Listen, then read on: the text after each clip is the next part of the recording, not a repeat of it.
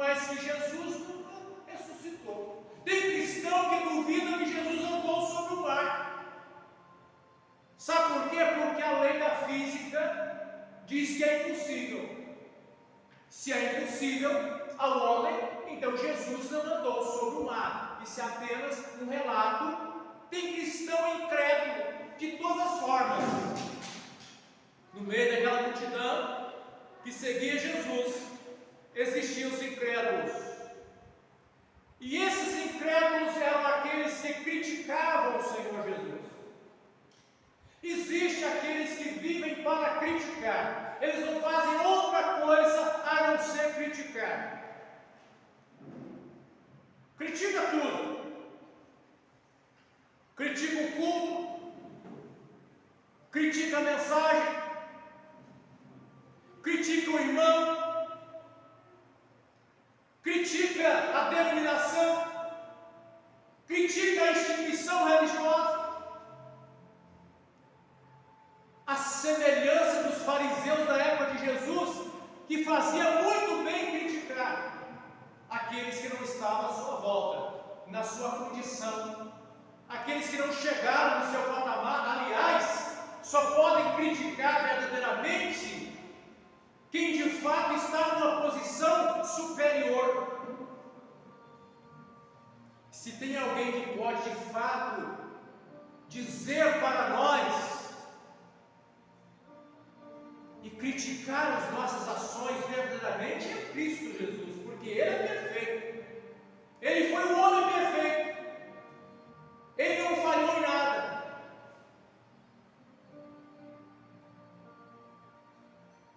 Aqueles que são críticos são aqueles que estão sempre procurando uma brecha,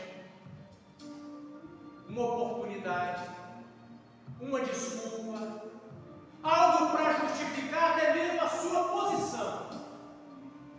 Os críticos desta hora são aqueles que já decidiram ficar em casa, porque são tão perfeitos que não tem uma instituição cristã que chega aos pés deles.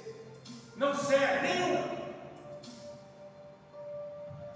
Então não tem outra solução não ser ficar em casa. São perfeitos demais, chamados desigrejados. Estão cheios por aí, cheios.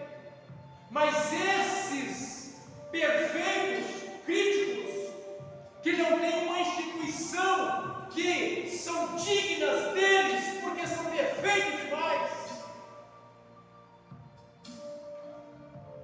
não podem criar um ambiente para congregar. Por quê? Porque até o ambiente que eles mesmos decidirem criar não vão satisfazer os seus anseios. E sabe por quê? Porque o ser humano falha.